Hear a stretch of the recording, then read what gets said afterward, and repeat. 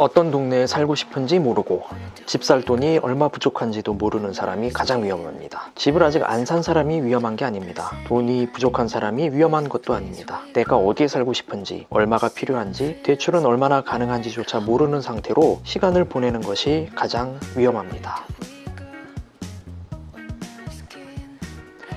안녕하세요, 월치부입니다. 요즘 날씨 정말 좋죠? 주말마다 공원도 가고 아이들과 나들이도 가고 카페도 가고 맛집도 찾아다닙니다. 그런데 한 가지 생각해볼 문제가 있습니다. 우리가 이렇게 시간을 보내는 동안에도 부동산 시장은 멈춰있지 않습니다. 주식 시장도 움직이고 금리도 움직이고 정책도 바뀌고 집값도 계속 변합니다. 시장은 여러분을 기다려주지 않습니다.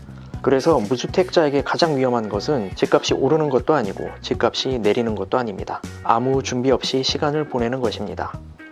많은 분들이 이렇게 말씀하십니다. 집값이 너무 비싸서 못 사요. 맞는 말입니다. 서울 아파트 평균 가격은 이미 상당히 높은 수준입니다. 그런데 더 중요한 질문이 있습니다. 정말 못 사는 걸까요? 아니면 아직 계산을 안 해본 걸까요? 생각보다 많은 사람들이 자신의 대출 가능 금액을 모릅니다. 전세 보증금을 포함한 총 자산도 정확히 계산하지 않습니다. 어느 지역이 본인 예산에 맞는지도 모릅니다. 그저 막연하게 집이 너무 비싸다 라고만 생각합니다. 그런데 숫자를 계산해보면 이야기가 달라지는 경우가 많습니다. 실제로 집을 산 사람들의 상당수는 처음부터 돈이 많았던 사람들이 아닙니다. 임장을 다니고 시세를 공부하고 대출을 알아보고 가능한 지역을 찾으면서 조금씩 현실적인 계획을 세운 사람들입니다.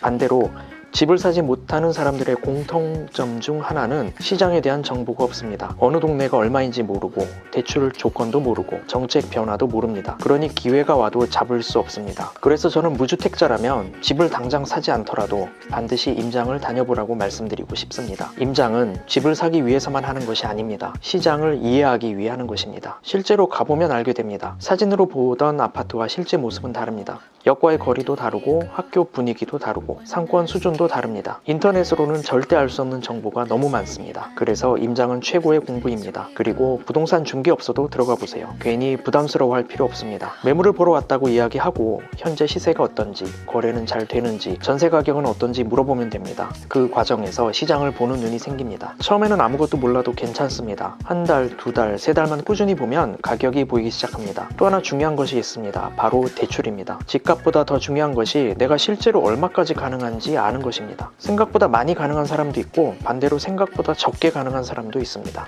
그 차이를 알아야 계획이 세워집니다. 막연한 두려움은 대부분 정보 부족에서 나옵니다. 숫자를 알게 되면 막연함이 사라집니다. 결국 부동산 시장에서 중요한 것은 예측이 아닙니다. 준비입니다. 집값이 오를지 내릴지 정확하게 맞히는 사람은 없습니다. 하지만 기회가 왔을 때 움직일 수 있는 사람과 기회가 와도 움직이지 못하는 사람은 분명히 존재합니다. 그 차이는 준비입니다. 그래서 무주택자 여러분, 오늘 당장 계약서를 쓰라는 이야기가 아닙니다. 하지만 이번 주말에 관심 있는 지역 한 곳만 가보십시오. 아파트를 직접 보고 주변을 걸어보고 중개업소도 둘러보십시오. 그리고 집에 와서 내 자산이 얼마인지, 대출은 얼마나 가능한지, 얼마가 부족한지 계산해 보십시오. 그 순간부터 여러분은 단순한 구경꾼이 아니라 시장에 참여할 준비를 하는 사람이 됩니다. 그리고 그 준비가 결국 미래에 가장 큰 차이를 만들게 될 것입니다.